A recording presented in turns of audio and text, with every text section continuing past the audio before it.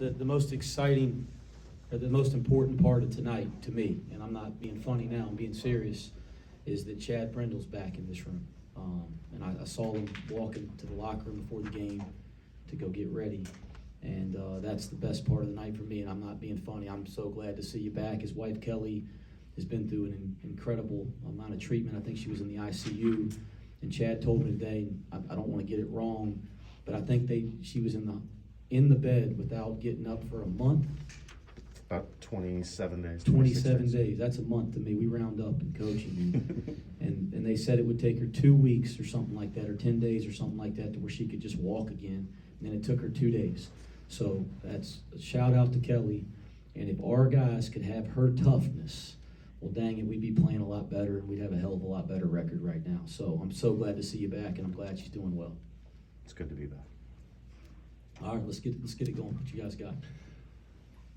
Landers, 13 rebounds, 13 points. He says he didn't play well tonight outside of the rebounding aspect, but what has been the difference in him, or what was the buy-in that you got from him that has changed? I've got 6 weeks of questions, so we might be here for a while. But what has been the buy-in from him that's changed to put him as one of the better rebounders in the league from the wing? It's so interesting. He's so gifted. But we coached against him last year, so we all knew that. But the things that he can do as a basketball player are so untapped.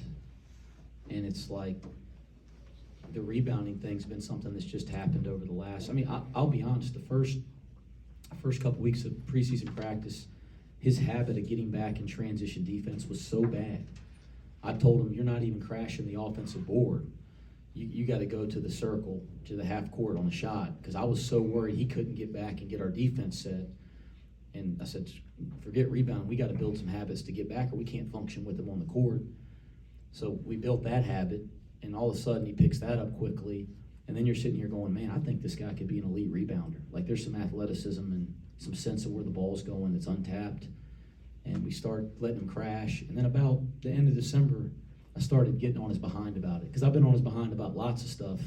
And every time I get on something, he listens, he works at it, and then he can go do it really well. It's pretty fun to coach somebody when you get on them and they can do it. And we got on his behind about rebounding, and you look down, and he's like a double-double guy all of a sudden. And it's pretty neat, and I'm telling y'all, he can rebound even better.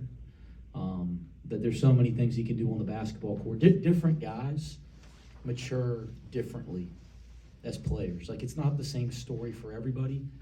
Landers Nolly's ability as a player, we hadn't seen anything yet. There is so much more in there. I believe he's capable of being one of the best players in the world at his position. I think he's that gifted. So it's cool to see his improvement, and I still think there's a lot of room to grow. Dave and Vic lately on the pick and roll, there's been a connection between the two of them that's gone up even a different level. Is it something that just happened as you guys were playing through the games and realized, like, these two guys are really starting to know each other and where each other are going to be? Or was that in practice, like, we need to get you two there? Well, you guys know how good Dave is in the pick and roll. I mean, he's got a gift. It's one of his strengths as a player. The best pick and roll player I've ever coached. And Vic has such a great natural feel for the game, especially offensively.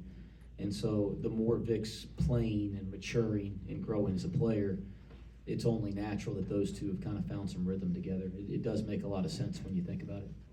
Just in general, even outside of his pick and rolls, is David getting a little bit more point guard, true point guard facilitating? I know you talked earlier in the season you were going to need him to do that. It feels like he's done that a little bit here of late. I mean, I've said this in a lot of press conferences now. I mean, how about, and I hope the people that follow our program and the people that care about this program are really seeing this. But you got a senior that he don't care what it is, he just wants to find a way to win. And if you look at how he's changed based on what this team has needed, it's been pretty neat. You know, this team needed him to score early in the year. You know, in our preseason and stuff, we were looking at him to create a lot for us off the ball. He was doing it. You have all these injuries, and people go down, and then we're asking him to play on and off the ball, some point guard. We're asking him to really take on defensive challenges. He's doing it. I mean, you look up the last 2 games, and I think he's 9 assists at Houston Saturday, and he's 9 assists tonight.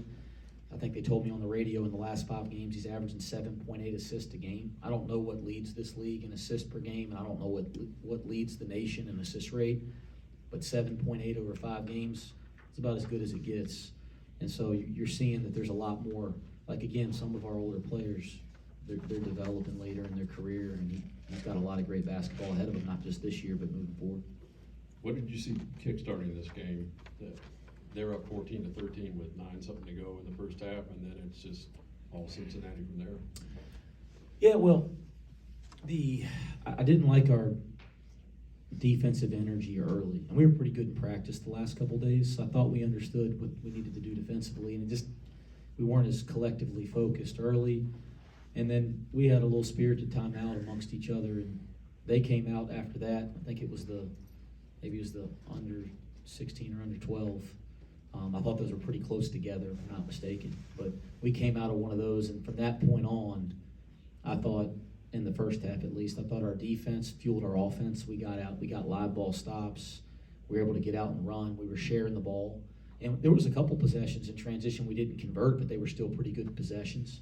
And I thought that kind of broke the game open. So defense fueled offense and unselfish play. I honestly didn't think the game was all Cincinnati. I didn't like us in stretches in the second half. I was frustrated with some of our defensive effort and some of our focus. But I thought we took maybe a step forward, and then we've had some moments like that. We've had big leads at halftime this year, and it's just felt like that the whole second half. I thought we came out of it late in the second half and strung some possessions together on both ends. So we were able to kind of win that second half, and I thought that was a step forward for this team. Is the rebounding contagious? 44-32. I mean, their guy got his, but as a team, you out-rebound them by 12. And the guys just, like you mentioned, Landers going after it. They all seem to be going after it a lot more. I think every good team has to value defending and rebounding. And as this team keeps going, again, sometimes it feels like you don't just take a step forward every day, but you feel like over 2 weeks you took a step forward. You know, there might be a couple steps forward, a couple steps back, but you feel like this team keeps getting better, and this team has, to this point, trended the right way in the rebounding category over the last 5 or 6 weeks. It needs to continue if we're going to continue to improve as a group. 20 minutes from Kalu and Rob tonight. Is there a certain spark you can get from those two guys down the stretch of this season? Fresher legs, guys that don't have a lot of miles on the tank this year as you're getting into the grind of February? Yeah, I think Rob, Kalu, and Daniel tonight really gave us a lift. Trying to figure out, getting Rob back, getting his legs under him. He's only practiced for a week, but trying to get him assimilated back into this team's really important because he can really help this team. I mean, you think about his experience in big games. He's got so many winning qualities, and we kind of goes back into some of the things we talked about with Dave earlier. We had him on the ball before. I think because Dave's kind of found so much rhythm playing the point guard position when Mike is not in the game. Like, we're trying to kind of bring Rob back off the ball, and I think he looks comfortable doing it, and I think he's going to get more comfortable knowing that he'll guard on and off the ball defensively.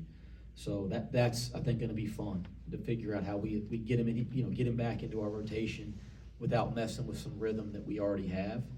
And then I thought Dan Skillings played one of his better games as a freshman tonight. Not just because he made some shots and got to the rim, but just both sides of the floor. He played with some energy and passion, and he knows this. When he becomes the guy that plays with that type of edge every night, it's going to be fun.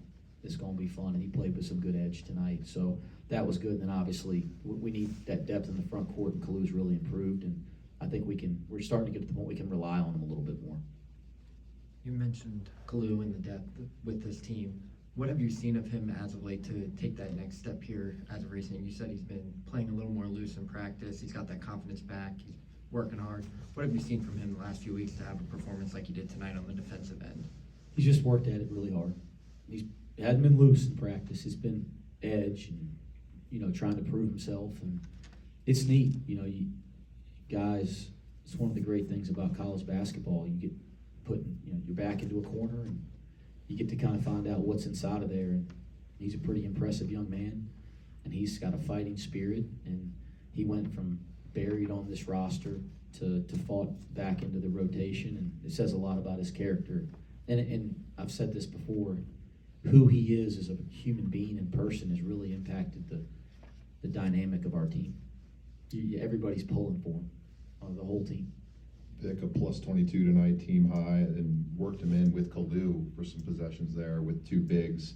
Is Vic a player you think can play with another big as he keeps progressing in his career here at USUC? Don't think. I mean, it's what we're doing. We start the game now with him at the 4, especially defensively. And then we kind of bring Jeremiah in. I'm not saying anything that everybody that watches doesn't know, and we're playing small ball with him at the 5, so he's playing both positions. Certainly, he's more comfortable at the 5 right now, and I'm on his, you guys just want to pay attention, I'm on his behind about defending the 4.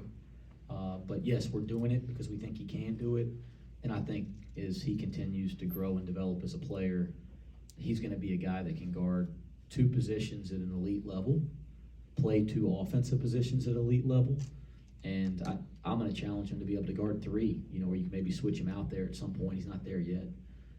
But like one thing, you always think with the 4 in our game now, you need somebody that can stretch it offensively, and he actually has really improved his jump shot.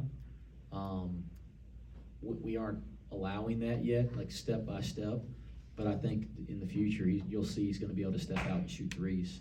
I want him to become a great free throw shooter. Like, there's a process to this, but he's really worked and improved his jump shot. We're going to see him start shooting free throws better and better, and I think over time, eventually he'll be able to step out there and shoot 3s. Anything else?